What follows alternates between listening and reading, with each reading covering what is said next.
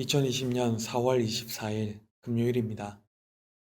오늘 아침 우리에게 주신 하나님의 말씀은 요한복음 14장 1절부터 11절까지 말씀입니다. 너희는 마음에 근심하지 말라. 하나님을 믿으니 또 나를 믿으라. 내 아버지 집에 거할 곳이 많도다. 그렇지 않으면 너희에게 일렀으리라.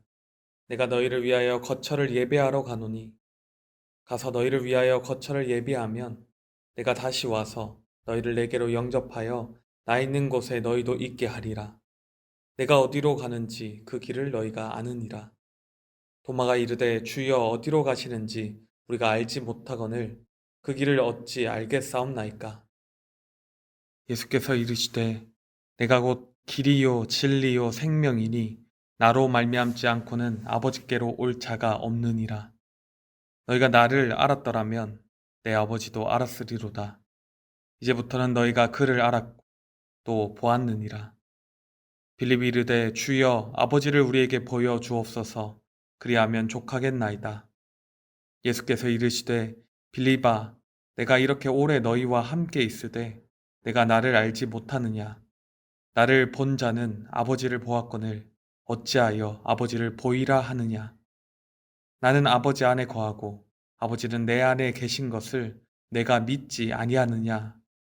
내가 너희에게 이르는 말은 스스로 하는 것이 아니라 아버지께서 내 안에 계셔서 그의 일을 하시는 것이라.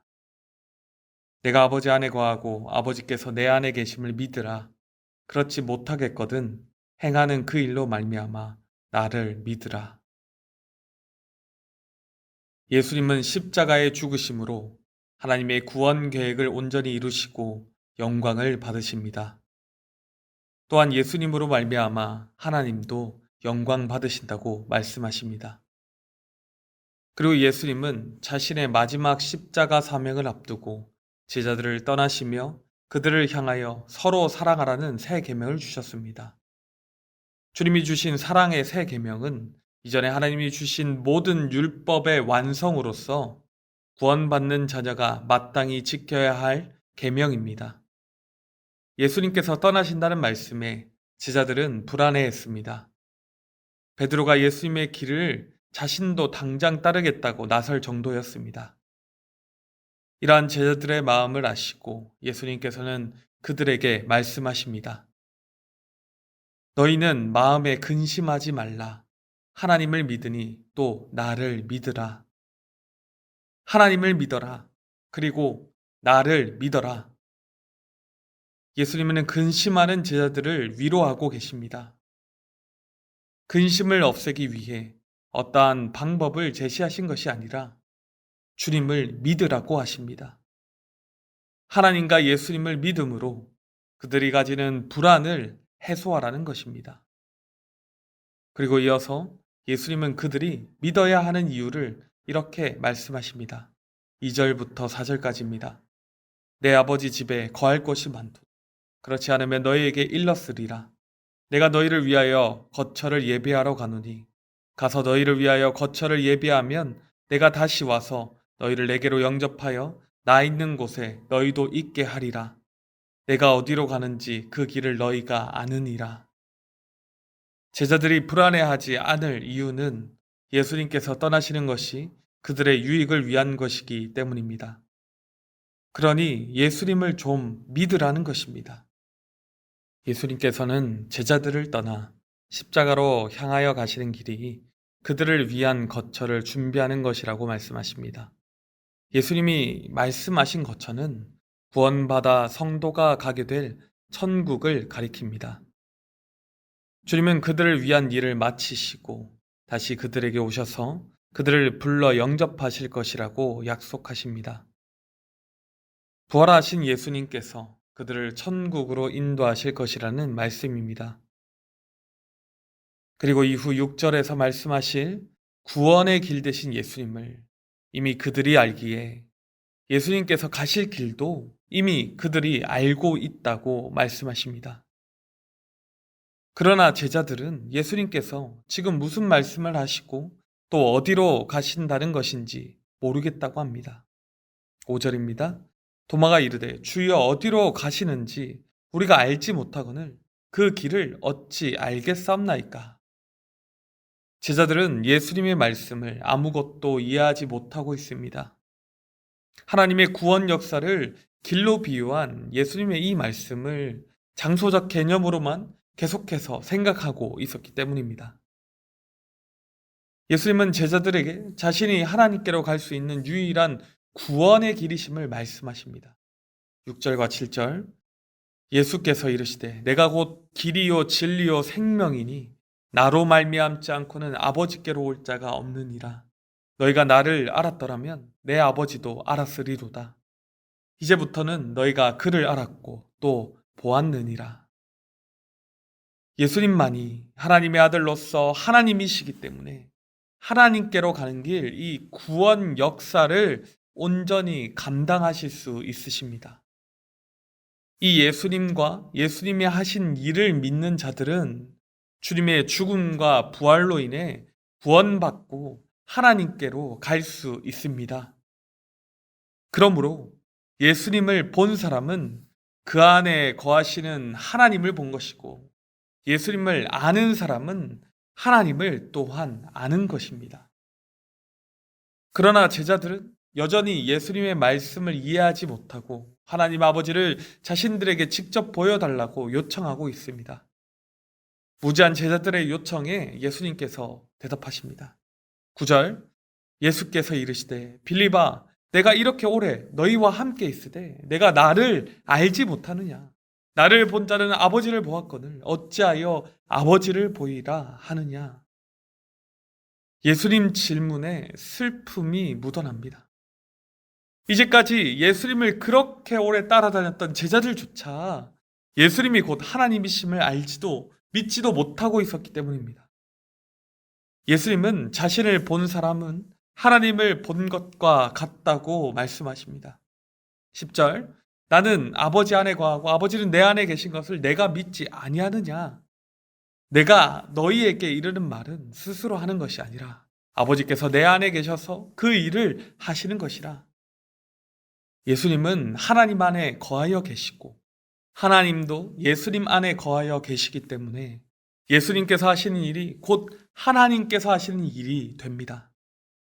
예수님이 이미 요한복음 10장 30절에서 나와 아버지는 하나이니라 라고 말씀하시며 제자들에게 이 사실을 가르쳐 주셨습니다. 그러나 제자들은 예수님의 말씀을 기억하지 못하고 있습니다. 답답한 마음으로 예수님께서 제자들에게 말씀하십니다. 11절 내가 아버지 안에 거하고 아버지께서 내 안에 계심을 믿으라. 그렇지 못하겠거든 행하는 그 일로 말미암아 나를 믿으라. 예수님과 하나님이 서로 안에 거하시는 것을 믿으라고 하시며 만약 이 사실을 계속해서 못 믿겠다면 예수님께서 하시는 일 안에서 하나님이 자신을 드러내심을 보고 예수님을 믿으라고 말씀하십니다. 제자들은 예수님을 위대한 선지자나 지도자 정도로는 생각을 했지만 하나님의 아들로서 하나님이심을 온전히 믿지 못했습니다.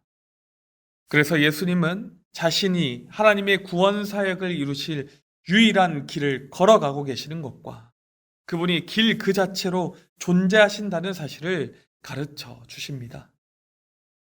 예수님은 이렇게 무지하고 답답한 제자들에게까지 믿음을 주시고자 애쓰고 계십니다.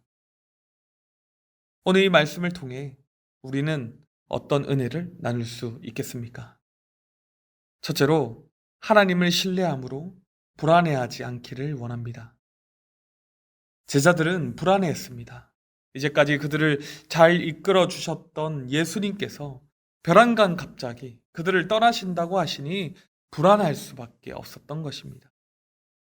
그러나 예수님께서 그들을 떠나신다는 것은 그들에게 더 좋은 것을 주시기 위한 것이었습니다. 예수님은 십자가에 달려 죽으심으로 그들의 모든 죄를 다 없애주시고 그들을 구원하셨습니다. 뿐만 아니라 천국을 예배해 주시고 영원한 생명을 얻게 하셨습니다.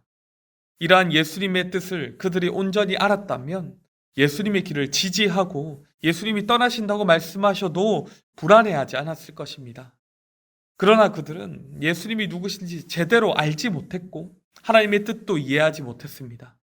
예수님과 하나님을 온전히 믿지 못하고 당장 자신의 눈앞에서 일어나는 일로 인해서 불안해할 뿐이었습니다. 우리에게도 이런 불안이 있지 않습니까? 코로나19로 인해 겪는 상황과 개인의 건강, 물질, 가족으로 생기는 불안 등이 있습니다. 그러나 우리에게 일어나는 모든 일이 하나님의 선하신 뜻 안에 있음을 믿고 있다면 우리는 불안해하지 않을 것입니다. 하나님은 다 계획이 있으십니다. 우리에게 가장 유익한 구원의 길로 우리를 인도하십니다. 상황과 환경을 보며 나의 판단으로는 불안이 몰려오지만 하나님을 온전히 신뢰함으로 코로나19로 공포가 만연된 이 사회에 사는 일상에서도 이후에 하나님이 준비하신 우리에게 더 유익한 것을 기대하며 늘 평안과 기쁨이 넘치는 삶을 사시는 우리가 되기를 간절히 소원합니다. 둘째로 구원의 길 대신 예수님만을 믿고 감사하기를 원합니다. 예수님은 아버지 하나님과 하나이십니다. 예수님 안에 하나님이 거하시며 하나님 안에 예수님이 거하십니다. 그러므로 예수님께서 하시는 모든 일은 하나님의 뜻이고 하나님께서 하신 일이 됩니다. 제자들은 이 사실을 믿지 못했습니다. 자신들이 이미 예수님을 통해 하나님을 보고 있으며 하나님의 구원 역사의 길을 예수님과 가장 가까이에서 함께 걷고 있는데도 그들은 예수님이 이미 하신 말씀을 기억하지 못했고 하신 말씀을 깨닫지도 못하고 자기 눈앞에 하나님을 보기를 원했습니다. 자신이 이해하고 있는 장소적 개념으로 예수님이 가실 길을 함께 걷기를 원했습니다. 그들은 이미 누리고 있는 엄청난 은혜를 자신의 무지로 업신여기고 있었던 것입니다. 우리도 이런 모습이 있지 않습니까? 이미 예수님으로 인해 충분한 은혜를 구원받는 은혜의 길을 걷고 있는데 하나님이 보실 때 필요하지도 중요하지도 않은 것을 끊임없이 요구하고 있지는 않습니까?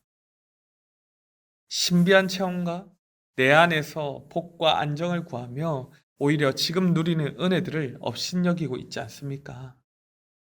예수님과 함께 거하고 있는데 그 안에 거하시는 하나님을 만나고 있는데 그것을 알지 못하고 그 은혜들을 업신여기고 있지는 않습니까? 욕심이고 무지입니다.